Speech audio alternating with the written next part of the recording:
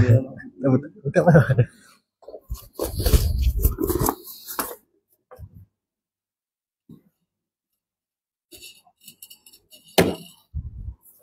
Teman-teman, mau nak cari.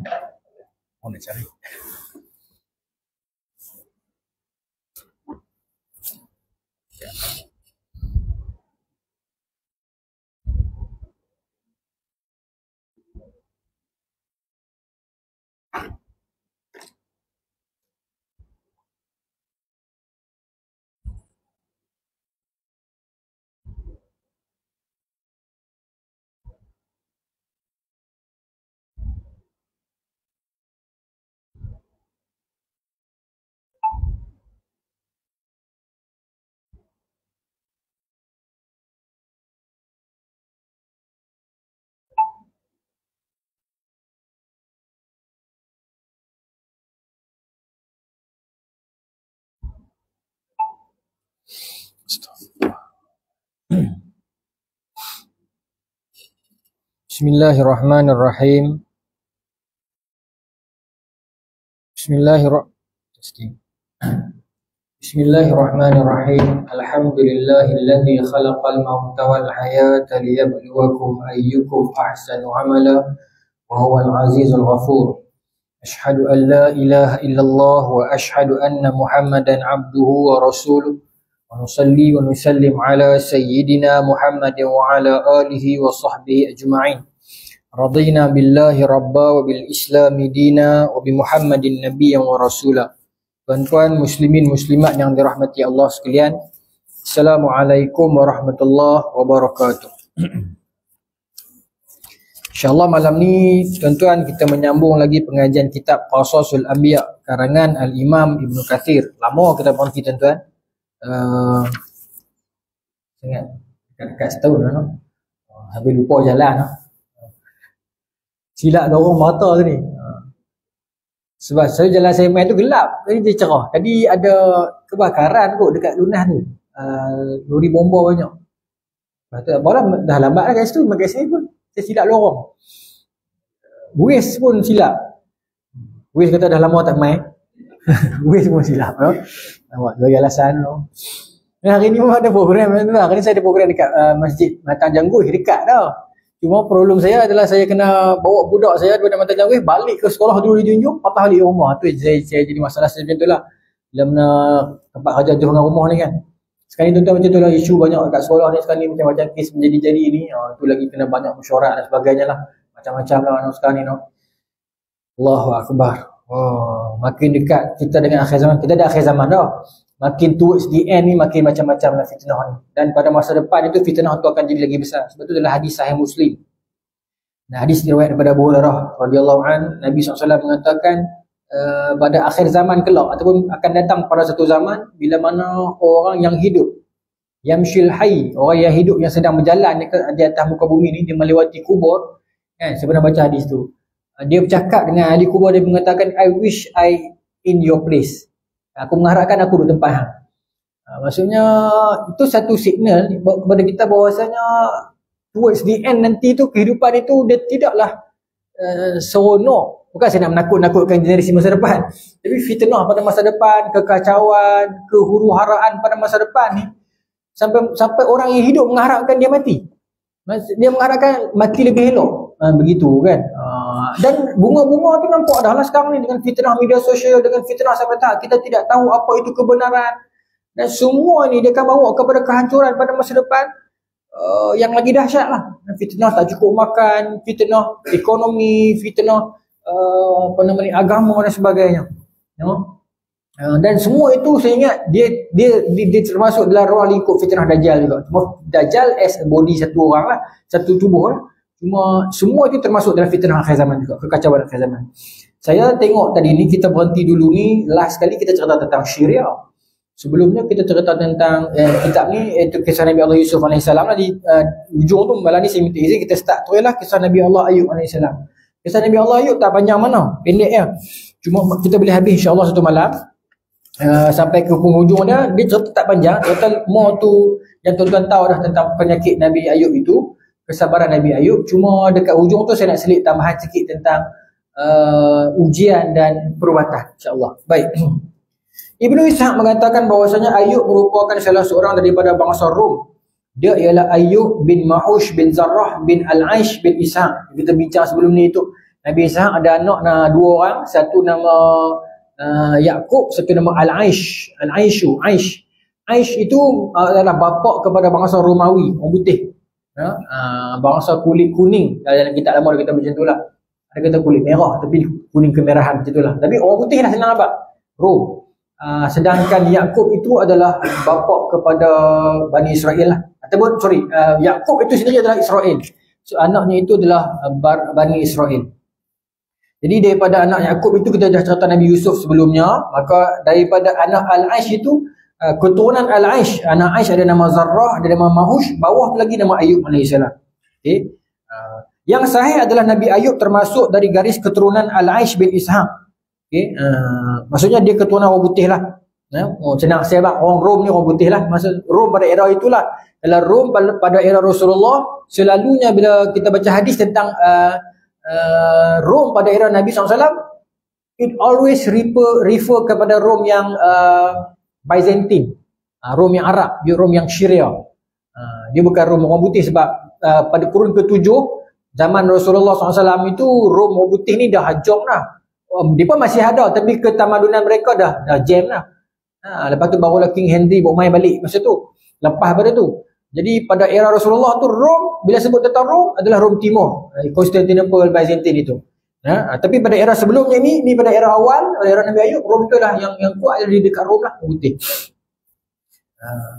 Jadi adakah Nabi Ayub ni orang putih ataupun orang Arab? Saya mau tu pendapat yang dia adalah suku anak Aisyah ni bermaksud orang putih lah, orang Rom. Baik.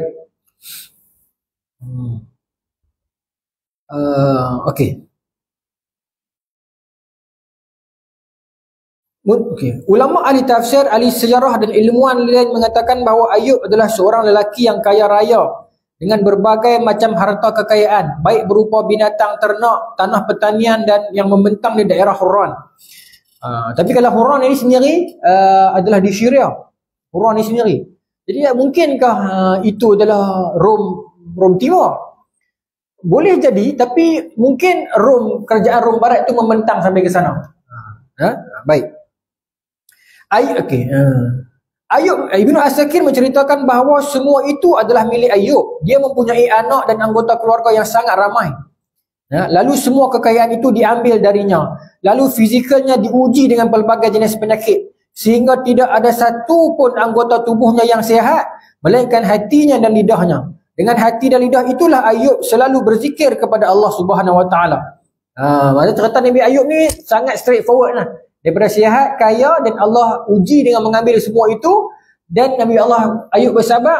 Macam itulah dia muar tu macam tu. Cuma lagi huraian dia tu lebih ni sikit. Baik.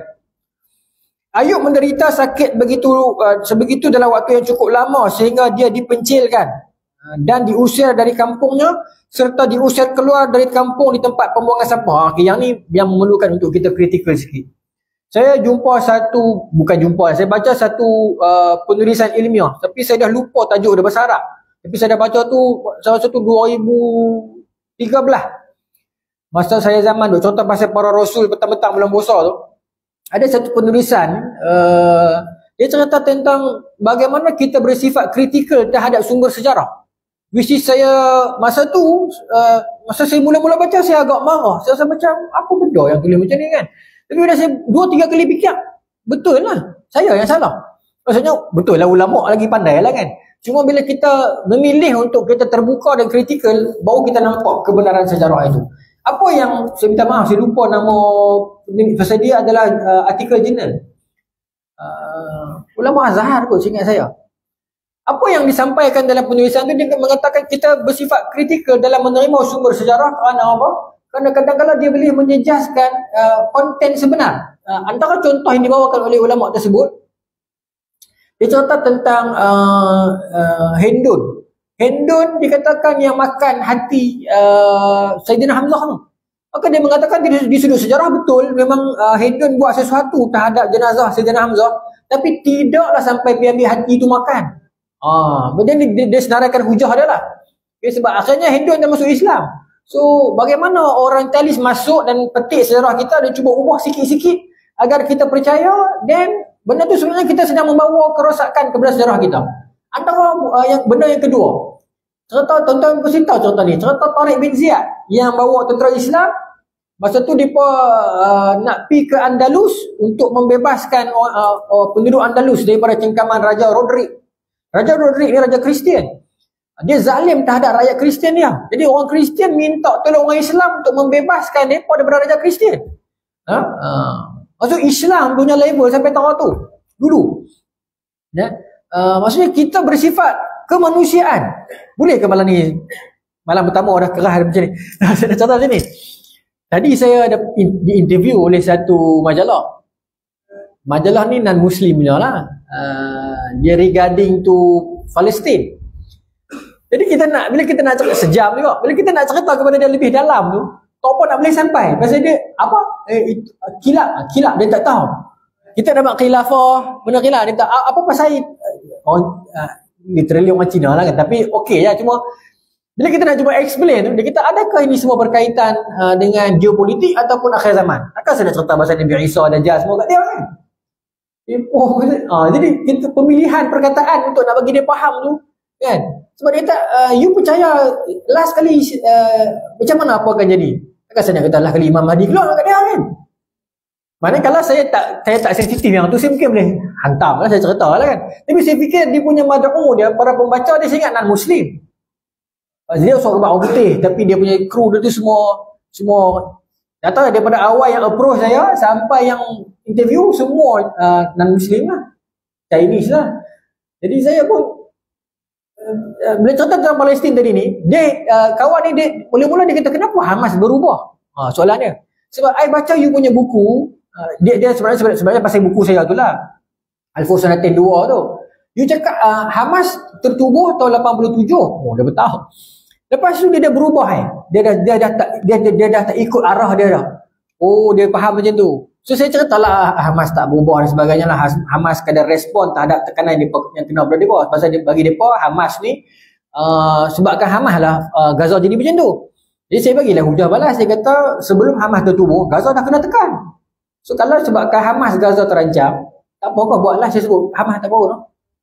Apa peluang tak? Sebut H lah, H. Dah sebut dah.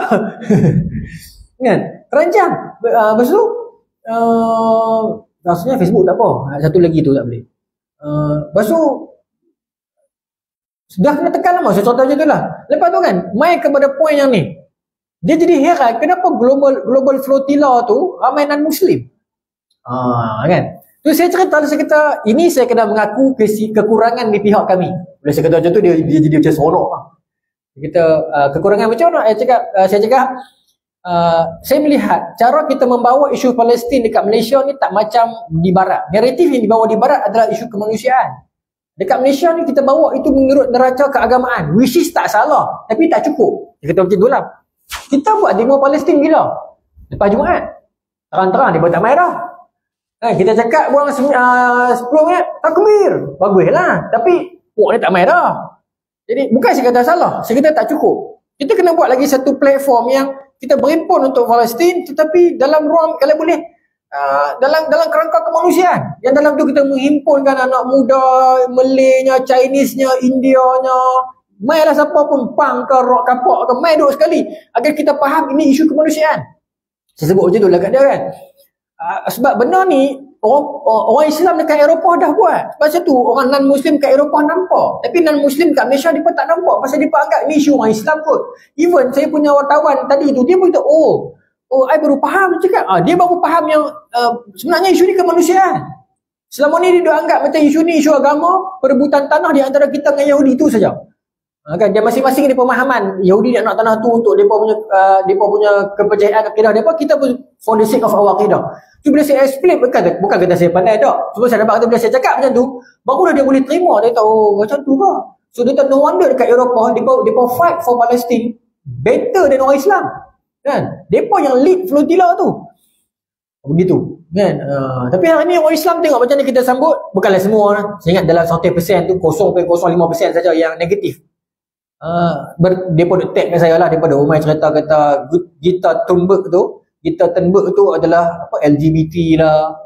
Nak kisah pasal akidah dia pula dah. Kan? Kita tak kisah, kita kisah dia. No? Kan Nabi kata dalam satu hadis dalam Musnad Ahmad, hadis daripada Abi Bakrah, Nabi SAW mengatakan Allah SWT qayyidu hadzal din, Allah ataupun la yansurannallaha hadzal din, Allah akan membantu agama ini bi aqwamin, dengan satu kelompok la khalaqalahum, yang mereka ni tidak ada bahagian ke akhirat. Kalau kita buka dalam syarah hadis, ulama bincang apa maknanya. Ada dua maksud. Satu adalah kelompok yang mungkin dia Islam, tapi dia berbuat kerja untuk agama ni bukan kerana agama, kerana nama, kerana kepentingan duniawi. So Islam akan tertegak tak dengan bantuan dia? Akan tertegak. Kalau dia pandai bersyarah, pandai menulis, Islam akan subur tak dengan dia? Subur. Cuma dia tu, dia tidak ada bahagian dekat akhirat. Kalau dia fighter, dia berjuang untuk Islam, Islam boleh menang tak atas tangan dia? Boleh menang. Cuma dia tu, dia dapat atas dunia, akhirat dia tak dapat. Itu satu syarah. Syarah yang kedua mengatakan bi aqwami, bermaksud kelompok-kelompok, kaum-kaum yang la ghaira lakum, bukan dalam kalangan kamu lah Quran sebut. Surah Muhammad. So boleh jadi kelompok yang mereka ni bukan Islam. So mereka tidak ada bahagian ke akhirat, tetapi mereka berjuang untuk Islam atas nama, bukan Islam, atas nama kemanusiaan ke, atas nama populariti ke, atas nama apa pun, Nobel Prize ke, tapi dengan pekerjaan dia itu Islam akan terbela. Cuma dekat akhirat dia pun tak dapat apa-apa. So benda tu memang nampak dah. Cuma kalau kita secara peribadi, kita mohon kepada Allah agar dia pun dapat hidayah. Ya kan? Tapi Allah pasti akan membalas. Kalau dia pun bukan Islam, hidayah milik Allah, ganjaran dia akan dapat di dunia. Nah, Allah Maha Adil, kita pegang macam tu sajalah. Cerita hak Spain tadi tu, cerita yang Spain tadi ni, Islam sampai level itu. Level mana? Level zaman dulu orang putih tertindas minta tolong Islam mai. Sekarang nampak lagu terkalih.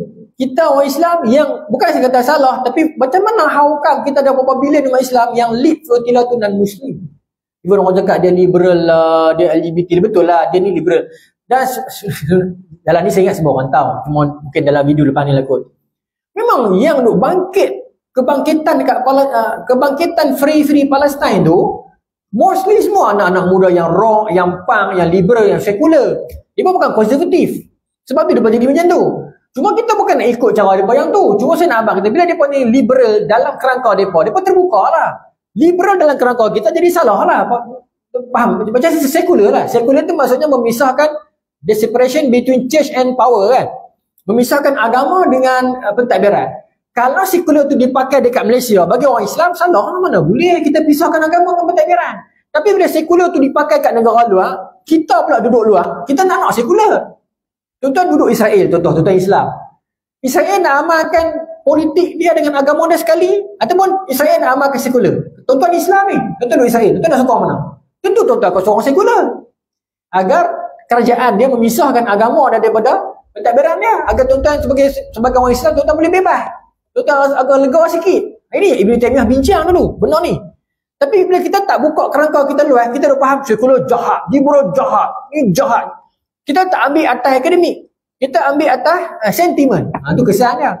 Jadi sebab tu puak-puak ni, bila mereka duduk negara yang pada adatnya tu tak suka Palestin, bila mereka ni liberal, mereka terbuka, yalah bila mereka terbuka ni adalah geng punk, geng rock, geng Egypt. Kita tak setuju pun yang tu. Cuma dalam bab ni mereka terbuka. Kelompok mereka yang konservatif tak terbuka. Sebab tu anak-anak muda yang banyak turun ke jalanan sekarang, pesta convocation ni pun angkat kira Palestin lebih daripada kita. Nah, betul tak Ustaz? Kita pesta konvo kita cuba berani angkat, tak berani angkat lah. Kalau kata dalam surat konvo kita pakai stiker hitam, kita pakai stiker koko pun takut dah tutup seluar, takut. Kan? Punya takut. Tapi mereka sampai tahu. Sebab mereka ada rasa, mereka ada hak. Memang ada hadis yang lain pun dalam Sahih Muslim yang Nabi cerita tentang orang-orang Rom ni akhir zaman, mereka ni antara asyaddu, yang paling kerah terhadap ketidakadilan. Walaupun bukan kepentingan untuk mereka, tapi mereka kerah. Saya nak habang kata dulu kita begitu. Dunia minta tolong kita untuk bantu mereka yang tertindas oleh raja mereka sendiri. Hari ni macam kelihatannya terkalih. Sebab itulah Maulana Abu Hasan Ali An-Nadwi tulis kitab Maza Khasirul Alam Bihitatil Muslimin. Apakah ruginya dunia dengan kemunduran nama Islam? Bila Islam ni mundur, dunia rugi. Dunia tidak ada tempat nak bergantung. Naknya bila Islam ni mundur. Bila bukan Islam yang lead dunia ni, it's always a prize. Mesti ada sesuatu yang mereka nak at the end. Tapi itu hakikatnya. Sampai ke sana saya pergi ni pasal apa ni? Saya nak patah balik daripada Andalusia. Oh, sejarah. Sejarah tu kena kritikal tu. Yang tu. Jadi cerita tentang Tariq bin Ziyad, Musa bin Nusair apa semua tu, bila dia bawa kapal pergi ke Andalus, kan cerita yang paling glamour apa? Panglima Tariq bin Ziyad, dia menteri Tariq bin Ziyad ni, dia Panglima Tariq bin Ziyad dan juga menteri. Dia bakar kapal kan. Dia kata apa? Amamakum adu kan. Di depan kamu musuh, di belakang kamu bahru, di belakang kamu lautan. Kamu pilih yang mana? Kan? So kita membaca sejarah itu dengan terkobar-kobar lah. Bagus, semangat kan. Betul tak tuan? Kita disajikan dengan sejarah tu setiap tahun dan kita berkobar-kobar. Bagus dan Panglima Islam dia bakar kapal. Puas hati. Depan ada musuh, belakang ada laut. Tapi ke mana? Pergi jauh musuh, tak kebiri seorang jihad. Tapi bila kita fikir asal kritikal, itu bukan kebijaksanaan, itu merosakkan wang rakyat. Itu kapal kerajaan mana boleh bakar suka hati. Kan? Bila kita fikir dua kali, betul juga no. So sebenarnya bila saya baca itu, saya kaji lah, saya cross reference yang lain. Betul lah, sebenarnya bukan kapal tak dibakar pun. Dan yang ketiganya, orang Islam dah berkobar-kobar semangat nak berjuang daripada masa tu Maghribi semua ni. Takkanlah sampai Spain, takut je betah balik. Tak ada apa tahu tu. Kan? Maknanya dah sampai tak perlu pembakar kapal. Umat Islam is ever ready untuk berjuang. Nampak tak sejarah ni selapis nampak macam hebat. Bila kita baca dua lapis, dia sedang memperlekehkan kita sebenarnya ni. Jadi penulisan yang saya baca tu, dia cuba bawa kerangka yang ni agar kita menilai sesuatu dengan kritikal. So sebenarnya bila kita baca sejarah yang macam pelik sikit, kita cuba nilai balik. Sebenarnya tak begitu, tak bakar kapal pun. Tak perlu bakar kapal. Orang Islam memang dah steady, dah berani dah. Tak perlu sampai tahap macam terpaksa bakar kapal agar kita berani. Tak perlu. Walaupun cerita tu bergegar dan dengar macam best, tapi tak begitu. Ini raja orientalis. Sama macam kisah Nabi Ayub ni. Kisah Nabi Ayub, adakah benar Nabi Ayub sakit? Tentunya benar. Quran sebut. Cuma menurut penulisan yang saya baca ni, saya minta maaf saya lupa nama.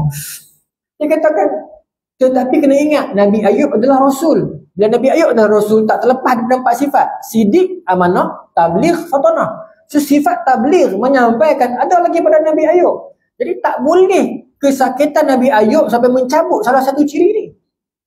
Sebab yang digambarkan oleh cerita-cerita sejarah yang ditokok tambah, sakit teruk sampai letak ke tempat najis, dibuang tempat sampah sampai badan pun busuk, lalat, hurung. Tu tak pernah baca lebih teruk daripada tu lah kan. Dulu kita membacanya sejak kita kecil. Bila kita besar, kita meneliti sirah-sirah yang original, tak sampai tahap tu. Memang sakit. Memang diuji dengan kesakitan yang dahsyat. Tapi tidaklah sampai tahap menjatuhkan maruah seorang Rasul. Begitu. Sebab efek ni cerita ni apa? Kita mungkin tak bertanya. Kita ni generasi baik-baik ni. Generasi yang mai kemudian. Dia akan bertanya apa? Kenapa Allah nak perlu buatkan Nabi Ayub sampai tara-tara tu? Nak bagi sakit sudahlah. Kenapa bagi sampai hina dan sampai tara tu? Sampai duduk tempat tong sampah. Ulat, lalat, hurung dia punya, kudir dia punya ni. Sampai tahap tu. Kan? Cerita tu yang kita bawa. Okay? Cerita wali lagi lah berdengung lah tuan. Saya tak mahu ulang banyak lah cerita-cerita wali yang bila kita sebut, kita tidak menghina wali. Kita menghina orang yang jual cerita tu dan jual nama wali tu. Sedangkan wali tu tak begitu pun. Saya pernah cerita dulu kan, yang pasal wali naik kereta api tak bayar duit tu. Kan? Bila kita kata cerita ni palsu, hang tak percaya karomah ulama. Bukan aku tak percaya karomah ulama, aku tak percaya kan. Pasal apa hang nak ajak orang wali ni naik kereta api tak bayar duit? Itu berdosa. Tuan faham maksud apa yang saya cuba sampaikan? Kita tak hina ulama. Kita hina orang yang nak melariskan cerita dia dengan menjual nama ulama itu. Kan? Bila kita fikir dua kali, ulama tu hebat, wali tu hang tahu dia bayar. Dia bayar, dia tak ada duit nak bayar. Dia ambil tarik daun dia bayar. Kan? Untuk esok pagi tu tokek dia buka-buka daun kering. Dia punya hebat. Kita pun, ya Allah hebatnya. Tu bukan hebat, tuan-tuan, tu menipu. Mana sah jual beli macam tu? Kalau betul takkan agama nak mengizinkan penipuan macam tu. Kalau betul pun dia takkan jadi duit, dia takkan jadi daun lah. Esok tu dia akan jadi duit jugalah. Bukan rezeki Allah bagi ikut jalan tu. Boleh jadi tak? Boleh jadi. Para sahabat ada kisah tu, Sayyidina Ali dan sebagainya ada, bukan tak ada. Cuma bila kita kata esok tukang jadi daun, naik kereta api tak payah bayar, lepas tu driver kereta api halau, ulama ni turun, bila turun kereta api tu berhenti, dia turun pergi cari balik. Tapi tu boleh reverse pula cari balik tu. Saya dah dengar cerita ni di sekolah rendah. Kan? Bila semain besar, betul juga nak zaman tu ada LRT dah tak? LRT pun tak senang-senang nak reverse. Kan? Tapi bila kita bercakap, di sini tuan-tuan terima, tuan-tuan senyum dengan saya okey. Bila saya bawa contoh ni di tempat yang lebih konservatif, saya kena tuan-tuan. Lagi lepas main shot saya kena maki. Tapi sini saya ingat saya selamat cikgu. Sini saya ingat 2-3 kali saya bawa, saya tuan-tuan macam setuju kan. Jadi saya berani contoh. Betul sebab dia tengok tempat juga. Bukan saya nak puji sebab saya main depan tuan-tuan tak. Tapi kadang-kadang kan kuliah maghrib ni kena dah pergi ke arah tu. Kalau tidak, kita akan menyajikan umat kita dengan contoh-contoh yang fantasi macam ni, akhirnya tak bawa kita ke mana. Jadi banyak naik kereta api tak banyak duit, makan tak banyak-banyak pakai daun kering. Di sudut fiqahnya salah. Kan? Sama macam kisah yang ini panjang lagi, tak maulah.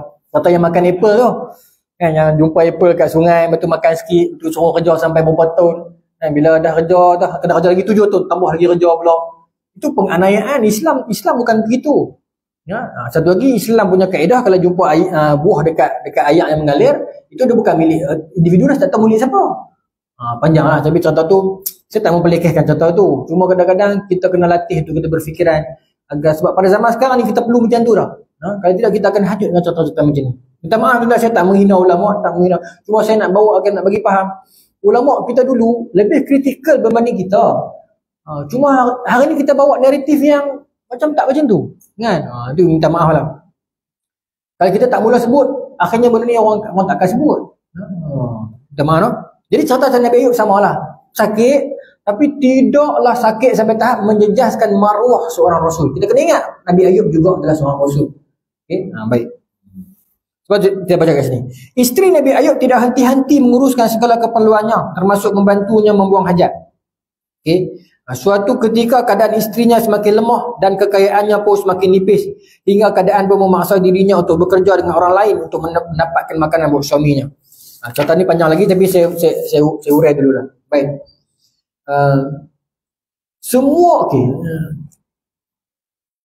Semua ujian dan cubaan itu tidak menambah Ayub, melainkan justru membuatnya bertambah kesabaran. Sebab tu Nabi Ayub adalah Rasul yang sangat dikenali dengan sifat kesabaran yang sangat tinggi lah.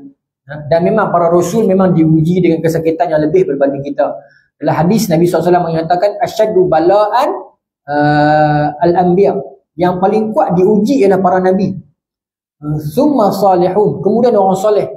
Summa amsal fa amsal, kemudian turun martabat itu kepada orang soleh kedua, orang soleh ketiga, sampai seterusnya. Maksudnya, lagi kuat soleh kita, lagi warak kita, lagi dekat kita dengan Allah, lagi kuat kita akan diuji. Tidaklah itu menjadi satu sifir bahawasanya kalau macam itu jangan dekat dengan Allah lah. Tidak. Sebab kadang-kadang ujian ini dia bawa kita agar jangan lalai. Sebab kalau kita tak diuji, kita akan lalai.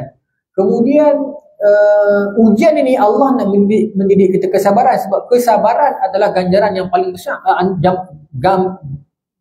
ganjaran yang sangat besar. Sebab itu dalam Quran banyak kali Allah sebut wabasyiris sabirin, wabasyiris sabirin. Kalau kita sabar, berita gembira untuk kita. Dan ada satu hadis, seorang perempuan, hadis ini daripada Abdullah bin Abbas. Zaman ni Rasulullah dah tak ada orang. Anak murid Abdullah bin Abbas cerita, satu hari kami sedang mengaji dengan Abdullah bin Abbas. Maksudnya Rasulullah dah meninggal dah wafat dah. Abdullah bin Abbas akan tanya kami, hampa nak tengok tak wanita ahli syurga? Ya? Nak tengok tak ahli syurga? Maka anak murid Ibnu Abbas di Mekah ni kata, nak tengok. Maka Ibn Abbas tunjuk satu orang makcik. Dalam hadis kita mar'atu sauda, perempuan hitam. Itu makcik kulit hitam. Ketuk makcik tu berjalan kaki kulit hitam. Itulah ahli syurga. Maka para anak murid Ibn Abbas ni heran. Pasal apa? Siapa makcik ni tak terkenal pun? Maka kata Ibn Abbas, pernah satu ketika dulu masa Rasulullah SAW hidup, makcik ni pernah mai kat Rasulullah. Dia ceritakan Nabi, ya Rasulullah inni usra. Ya Rasulullah, makcik ni sakit. Sakitnya dalam syarah ni dia kata, ada kata histeria, ada kata macam dia more to histeria, ada kata macam dia akan main satu-satu keadaan yang dia tak sedar diri, dia sakit sungguh-sungguh. Sebab tu dalam syarah kata histeria, dalam moden dia histeria. Tapi saya tak tahu, mungkin ada istilah lain. Tapi pokoknya bila sakit tu main, dia lupa diri, akan melantah. Dan dia sakit yang sakit sungguh lah. Ada apa selain histeria? Sawan, mungkin sawan. Sawal. Ataupun yang related yang macam tu lah tuan-tuan. Dalam syarah ni macam-macam. Cuma dia memang sakit yang macam tu. Bila sakit tu mai, dia tak boleh, dia unconscious. Dan dia dah tak tahan dah. Sakit ni berulang-ulang. Dia dah menanggung kesakitan ni bertahun-tahun. Sampai satu tahap dia tak tahan. Dia jumpa Rasulullah. Maka dia tanya, Rasulullah boleh dah doa kat saya agar Allah angkat sakit ni. Maka Nabi kata, in syi'ti sabarti walakil jannah. Kalau makcik pilih tu sabar, tanggung sakit ni, confirm syurga. Tapi kalau makcik nak saya doa, saya akan doa. Sakit ni akan hilang.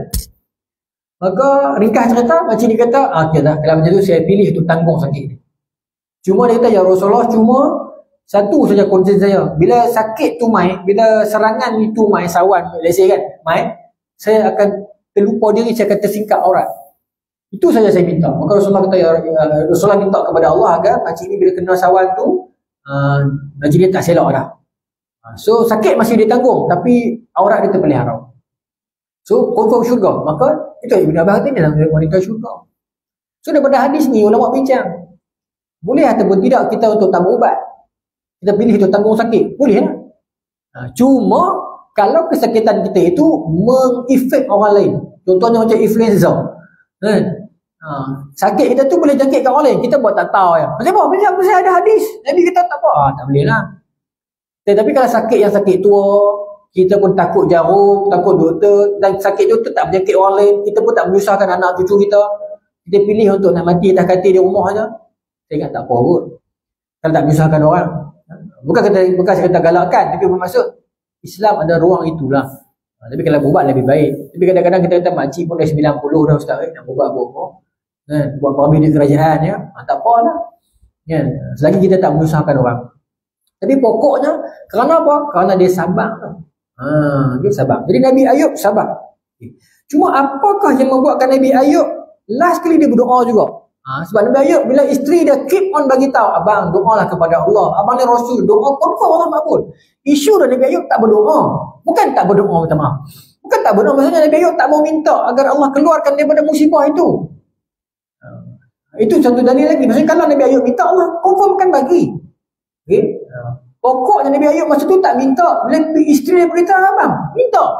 Dia kata dia malu nak minta pasal Allah dah bagi dia kaya, sihat berapa puluh tahun, baru sakit 3 tahun takkan dia nak minta.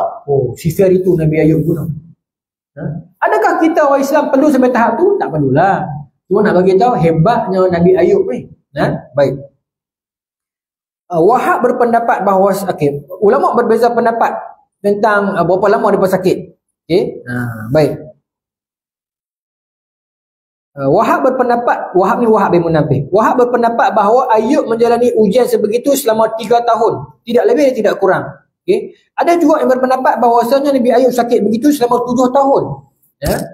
Dan ada berpendapat dibuang ke sampah milik Bani Israel hingga akan dikerumuni dengan lalat dan dikerumuni dengan lalat dan berbagai macam serangga lain. Maka ini saya kata tadi tu, ini dalam Israiliyat mengatakan Nabi Ayub dikelilingi oleh lalat. Azan dulu.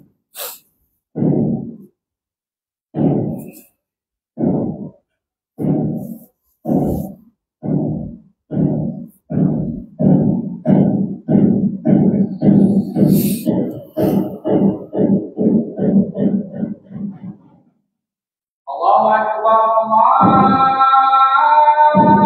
Akbar, Allahu Akbar, Allahu Akbar. Asyhadu an la ilaha illallah.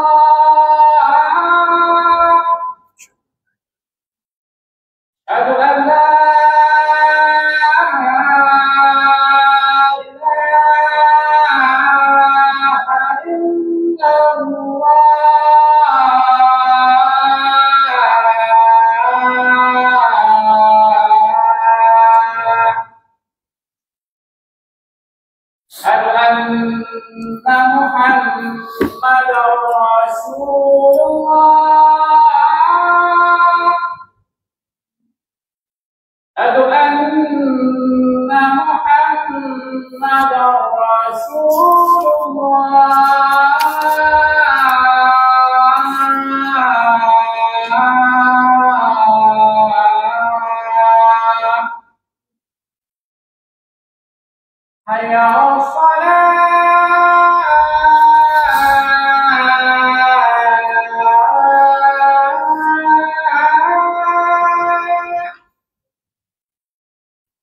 حي على الصلاة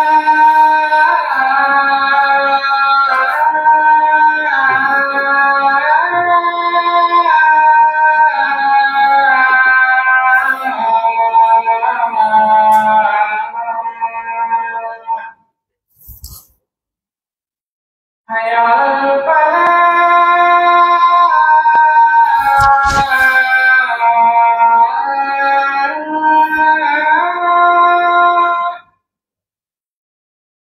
حي على الفلاح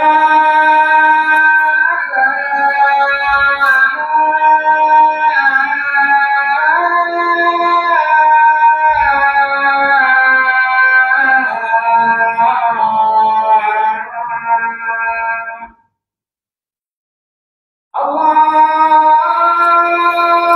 أكبر الله أكبر لا إله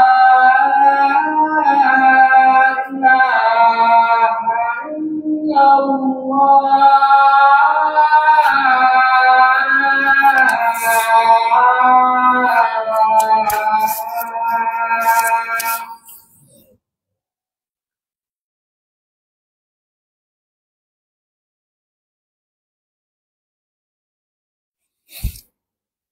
Baik, saya teruskan tuan, ada masa lagi 9 minit. Baik, tuan-tuan, saya nak pitwih kepada bila Nabi Ayub dah tangguh kesukaran, kesakitan itu lama, kesabaran Nabi Ayub tangguh itu, at last apakah yang membuatkan Nabi Ayub akhirnya berdoa?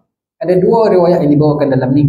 Satunya yang glamour itulah, yang dia ceritakan isteri Nabi Ayub terpaksa cukur rambut dia dan jual rambut itu sebagai, bila saya kaji balik kenapa nak jual rambut, diceritakan pada zaman dulu ni mungkin rambut tu berharga untuk jadi tali kekang. Tapi tak kuat juga riwayat tu. Cuma satu lagi riwayat, sebab satu tu mengatakan bila Nabi Ayub isteri dia boleh bawa makanan, so Nabi Ayub bertanya, daripada mana bawa makanan ni? So isteri dia tak cakap. So, bila Nabi Ayub sampai dia bersumpah, akhirnya isteri dia tu buka tudung kepala, rupanya dah botak dah sebab rambut tu dah dijual kepada orang untuk mencari makanan. Ini pun kalau kita fikir 2-3 kali, dia akan beri kesan tertentu lah. Okay? Cuma yang lebih mesra dengan pemikiran ni, riwayat yang dibawakan oleh Ibn Abi Hatim. Okay?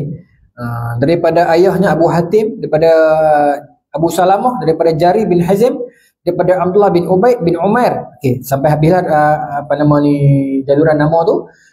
Ceritakan secara mafhumnya macam ni. Dia panjang, saya bagi mafhum tu. What makes Nabi Ayub at the end berdoa? Bila semua orang menjauhi Nabi Ayub cuma tinggal 2 orang saja, brother ataupun saudara ataupun pengikut ataupun sosok yang setia dengan Nabi Ayub. Dia pun ni 2 je lelaki yang keep on pergi ziarah Nabi Ayub dan masih lagi beriman, percaya kepada Nabi Ayub. Hak lain mula meminggir. Sampai satu petang tu Nabi Ayub terdengar 2 orang ni berbual. Yang betulkah Nabi Ayub ni di pihak yang betul? Dia ibarat macam tu. Okay. Kedua-dua orang ni mula berbuat macam, adakah Nabi Ayub ini diuji oleh ujian ataupun ini memang bala untuk dia? Dia dah mula sifir macam tu dah. Dia sampai tahap itu. Okay. Baik. Salah seorang daripada kedua-duanya berkata kepada yang lain, Allah mengetahui bahawa Ayub telah melakukan perbuatan dosa yang tidak pernah dilakukan oleh orang lain di muka bumi ini. Lalu seorang lelaki lagi berkata kepada saudaranya itu, apakah dosa itu? Jawabnya, sejak 18 tahun yang lalu, jika Tuhan yang menyayanginya, dia tidaklah sakit begini. Maka mereka mula meneka dengan sifir logika.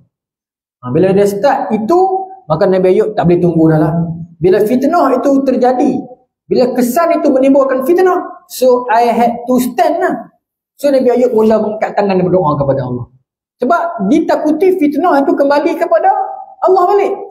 Contohnya macam isu Gaza lah, paling depan mata. Kita terlalu kasih, kita terlalu sayang, kita terlalu prihatin dengan isu Gaza, betul. Tapi sampai satu tahap kita nak pergi ke towards certain limit yang, kenapa Allah tak buat apa? Dia nak pergi sampai tahap tu dah. So bila sampai tahap tu kita kena cepat-cepat istighfar dan kita kena cepat-cepat pujuk kita balik. Kalau Allah tak buat apa-apa, how come sekarang dunia dah buka betul? Salah Allah atau salah kita? Kita dah kena start macam tu dah. Sebab kadang-kadang hati ni dia main macam tu. Syaitan ni jahat. Dia dah tuan. Kita tengok ayah bawa cebisan daging anak dia dalam plastik. Siapa boleh tahan? Kan? Semula kita rasa macam, ya Allah. Dia nak main. Syaitan dia nak main. Dia nak cucuk. Begitulah. Bila dua orang ni mula kita macam, lama sangat dah sakit ni. Betul ke ujian ataupun bala? Adakah Nabi Ayub ni ada dosa yang kita tak tahu? Ya Allah uji dia macam ni. Adakah kita ni salah pergi ikut dia? Bila dia main sesuatu benda yang akhirnya membawa kepada fitnah, kita kena stand out lah, kena speak out, kena buat sesuatu lah. Macam bila orang fitnah kita lah. Bila orang buat benda sesuatu kepada kita, kalau benda tu tak menimbulkan apa-apa kesan kepada masyarakat dan maslahat, saya ingat kita diam sudah lah, dia lebih baik. Wa idza khatabahumul jahiluna qalu salama. Bila orang-orang bodoh ajak kita berdebat, kan, maki kita apa kan, tak efek kita apa-apa, kita diam sudah lah, kita assalamualaikum, kita tinggal dia. Tapi kalau difitnah kita dan benda tu akan menjatuhkan kredibiliti kita, reputasi kita, kita berhak untuk bersuara balik. Sebab Islam bukan agama yang pupui ke macam mana pun tak apalah aku redha. Tidak. Islam adalah agama keadilan. If benda tu akan efek maslahat, kita redha, kita diam, nanti fitnah tu busuk nama kita, dekat nama kita tak apa. Nama anak kita, nama cucu kita. So kita kena speak up balik. So bila benda ni Nabi Ayub dapat, bila dalam riwayat kita Nabi Ayub tercuri dengar perbualan dia tu. Maka Nabi Ayub mula berdoa kepada Allah. Untuk nak clearkan his name dan nak clearkan hati, akidah daripada orang ni, daripada bersangka buruk terhadap Allah. Kan? Itu pengajaran dia. Dan mulalah Nabi Ayub berdoa. Dan doa Nabi Ayub pun menarik. Sebab Nabi Ayub tidak berdoa meminta. Tetapi Nabi Ayub lebih kepada meluahkan. Ini adalah antara metod doa yang kita boleh ikut juga. Metod doa antaranya kita minta kepada Allah direct. Dalam hadis Nabi kata kita minta kepada Allah Allahumma salli ala sayyidina Muhammad. Nabi SAW mengatakan kalau kamu ingin berdoa kepada Allah falyajzim bi du'aikum. Maksudnya jazamlah kamu dalam berdoa. Maknanya minta bulat. Jazam ni maknanya bulat. Kita nak apa? Kita nak sihat. Ya Allah, aku nak sihat ya Allah. Kan? Kita nak apa? Nabi kita jazam. Kita jangan doa macam tak apalah ya Allah, kalau boleh bagi sihat, bagilah sihat. Kalau asal tak boleh, tak apa. Jazam. Kita minta kepada Allah. Ya Allah, aku nak anak aku sekolah asrama penuh ya Allah. Sebut. Ya Allah, kalau anak aku pandai, ya Allah, letaklah sekolah asrama penuh. Kalau rasa dia tak buat nak pandai, ya Allah. Macam tu kita pula nak pilih ke Allah. Kan? Yang satu jazam. Yang kedua, jangan kita nak buat pilihan untuk Allah. Ya Allah, letaklah anak aku yang madrasah Langkawi ya Allah. Sebab aku boleh pergi sana berulang beli coklat. Kalau tak dapat Langkawi, Jasin pun boleh juga ya Allah. Jasin pun naik juga ranking terlepas. Kalau bukan Jasin, dia bertekar juga.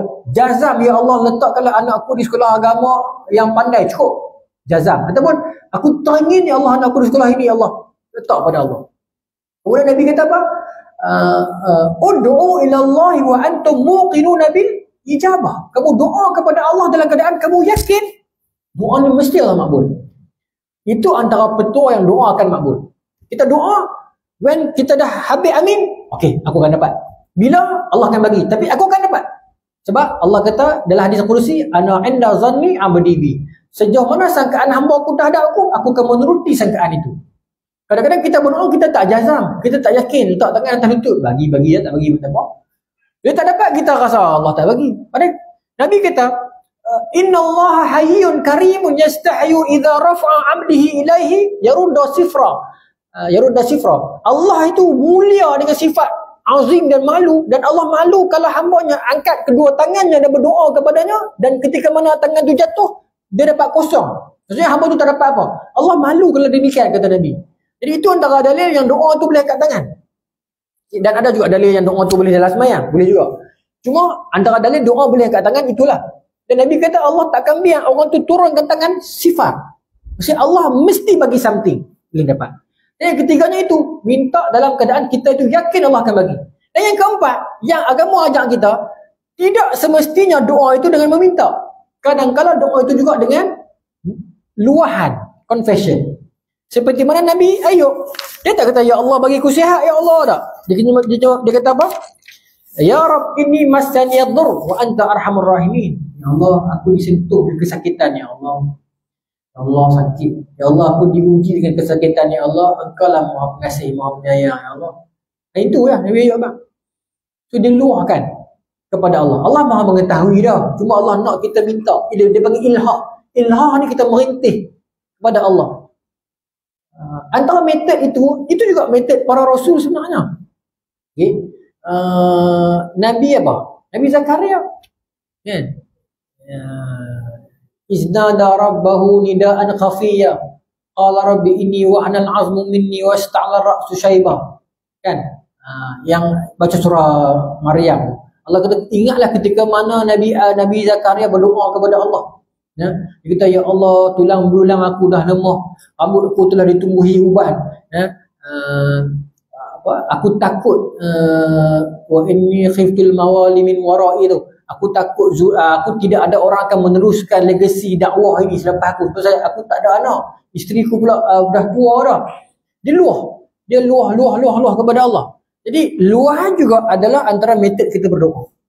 Even though Allah dah tahu, tetapi Allah nak, dalam istilah ulama dia kata ilhah. Ilhah ni maknanya kita luahkan kepada Allah dan percayalah kita akan tenang. Ya Allah. Luahan yang tak perlu yang tak perlu tata bahasa pun. Ya Allah, sampai aku sakit ni, ya Allah, aku jadi macam ni, ya Allah, ya Allah. Luah segala-galanya kepada Allah. Nah, Allah Maha mendengar dan kita balutkan dengan asmaullahul azam. Ya, nama-nama Allah yang azim tu. Ya Arhamar Rahimin, Ya Mujibas Sa'ilin tu. Nah, itu banyaklah ustaz-ustaz dia banyak. La ilaha illa anta subhanaka inni kuntu minaz zalimin. Ya Akramal Akramin, semua itulah nama-nama, sebab Allah suruh kita berdoa dengan menyebut nama-nama Allah yang mulia itu. Jadi Nabi Ayub sebut begitu, inni masaniyad-dur wa anta arhamur rahimin. Ya Allah, aku sakit, ya Allah, Engkau Maha Penyayang. Betul ya? Maka Allah bagi tahu kepada Nabi Ayub, boleh sikit kena. Allah kata apa? Retuk kaki kamu, retuk kaki kamu dekat tanah. Hadza mughtasalun baridun wa syarab. Retuk kaki dekat tanah akan keluar ayak. Dan ayak ni kata Allah apa? Mughtasal. Ayak ni boleh buat mandi dan syarab minum.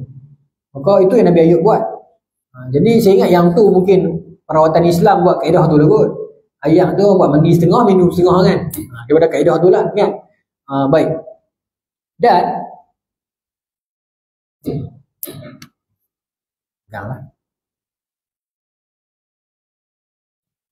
Dan bila Nabi Ayub buat mandi dan juga minum. Jadi itu menjadi dalil bahawasanya ayat tahu adakah boleh digunakan sebagai rawatan Islam? Boleh. Even dalam hadis yang sahabat doakan kepada satu kaum yang kena sengat bisa binatang beracun tu kan. Dia baca surah Fatihah, dia hambur dekat ayat dan sembuh. Dan sembuh. Dia bukan tentang doa itu saja, dia tentang keyakinan kita dalam berdoa itu. Dan sembuh. Dan itu jadi dalil lah. Itu jadi dalil rawatan Islam boleh ambil upah. Pasal dalam hadis tu sahabat tu dia ambil upah. Tapi perbincangan dia banyak lah. Kau ni ambil upah selepas sembuh. Banyak lah. Tapi orang akan berbahas tentang perkhidmatan, masa dan sebagainya. Tak apalah saya tak sentuh yang tu. Kemudian dia pergi kepada orang bicara tentang ayat ni. Ayat.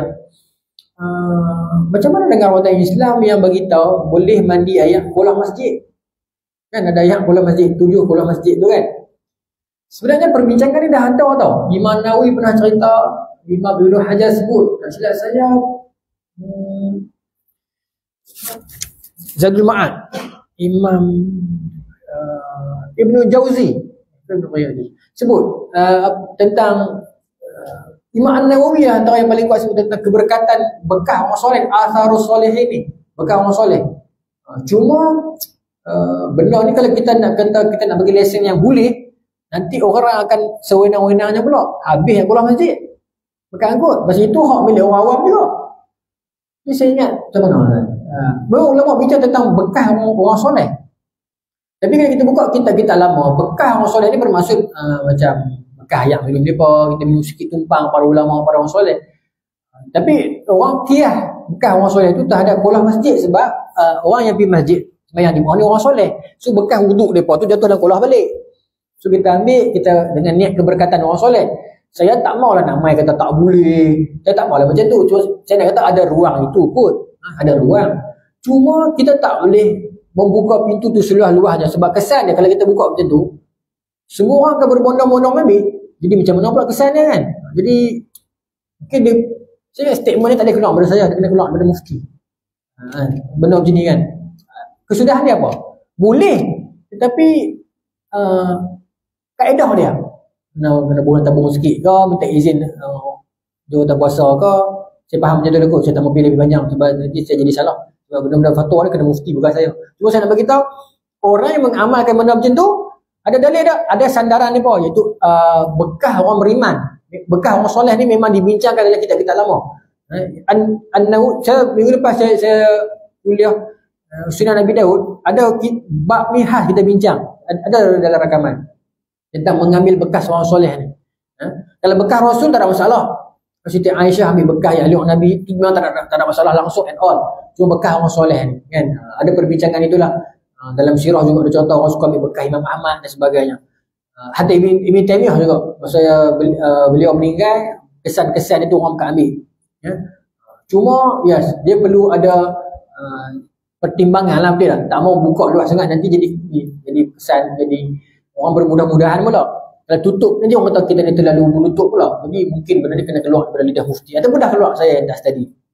Baik. Sebagai penutup lagi, sebenarnya panjang ni. Saya nak pergi kepada bab ini tau. Bab yang Rasulullah SAW diuji juga oleh sakit. Kan? Sebab Nabi SAW sakit masa Nabi SAW nak wafat, Nabi beritahu kat Siti Aisyah, daging yang aku makan dekat Khaybar tu masih terasa kat perut ni. So sebab tu setengah ulama mengatakan Nabi memang syahid sebab Nabi kena daging racun yang Yahudi perempuan kat Khaybar buat. Seorang sahabat meninggal syahid sebab makan daging tu. Nabi tak sempat makan, mau terasa sikit je. Malaikat Nabi kata daging, Nabi kata irfa' aidiyakum, angkat tangan kamu. Daging ni bagi tahu dia beracun. Daging bagi tahu ke Nabi. Itu mukjizat Nabi. Tapi Nabi kena sikit dah ke sana. Itu pun racun sampai Nabi wafat. Ke sana. Ada sahabat yang dah makan dah syahid. Baik. Cuma hadis yang tentang Nabi kena sihir tu yang ulama bincang. Berbalik kepada contoh tadi itulah, kritikal dalam menilai matan hadis. Hadis tu kuat, cuma dalam bab naqdul matni atau kritikan kepada matan, memang ada ulama yang mengatakan hadis tu tak kuat disebabkan matan. Saya tutup dengan itu boleh no? Sebab mana boleh macam tu Ustaz? Macam ni, saya nak bawa dimensi ni kan tuan. Hadis tu ada kuat tak? Kuat, mostly kuat yang Nabi kena sihir tu kan. Masa yang cerita pasal malaikat yang beritahu, malaikat Jibril dengan Mikail sembang dua orang, lelaki ni kena apa. Hadis tu memang kuat pun. Nabi jadi unconscious kan. Kemudian malaikat beritahu ada seorang lelaki yang buat sihir dekat Nabi, ambil bekas rambut Nabi, kan baca. Kemudian Nabi suruh Sayyidina Ali pergi cari balik dalam telaga, semua tu betul. Tapi ada kelompok yang mengatakan hadis ni tak berapa kuat di sudut tekstual. Jahat kau ulama ni dah. Kenapa dia bercakap macam tu? Sebab dia pakai dalil surah Al-Isra ayat 47. Idh yaqulu zalimun ittattabi'una illa rajulan mashura. Ayat tu mengatakan orang-orang musyrikin ni hina Nabi. Hina Nabi dan hina orang beriman. Orang musyrikin kata, mereka tu ikut lelaki yang kena sihir. So Allah menafikan benda tu. So bila Allah menafikan benda tu, bermaksud Nabi takkan kena sihir. Faham?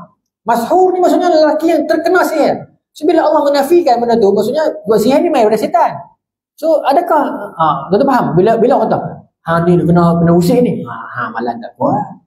Kalau hang kuat tak kena. Habis tu Rasulullah tentulah lagi kuat. Kan?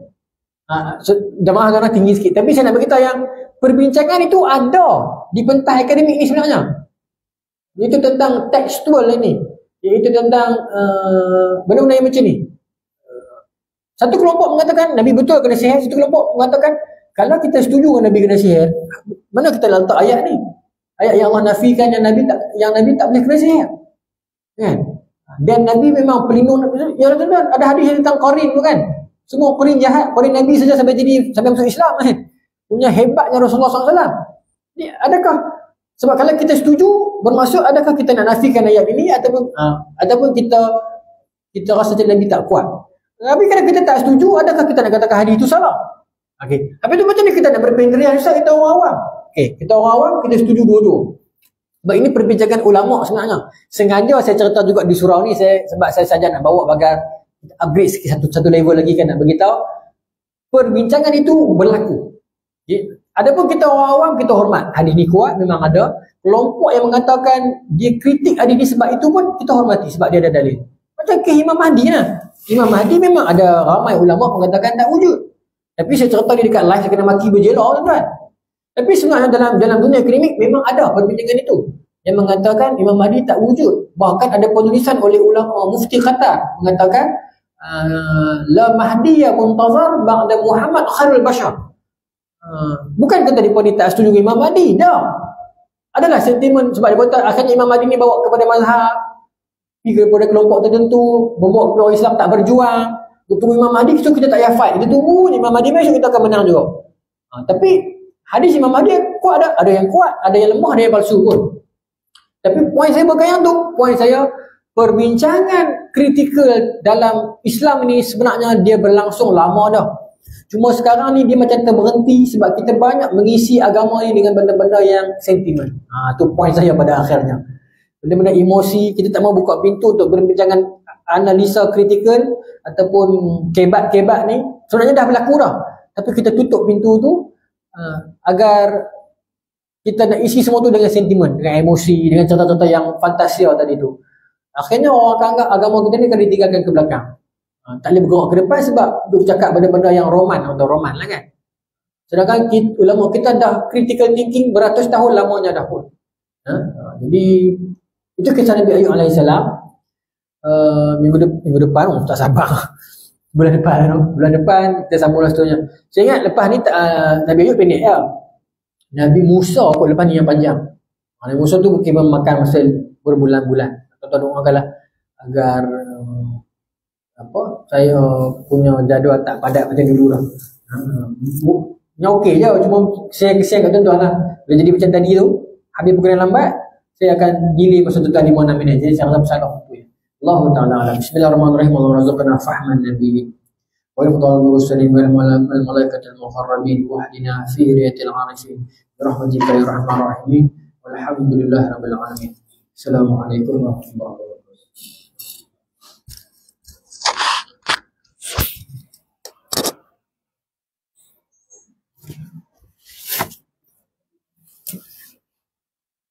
Jatuh je.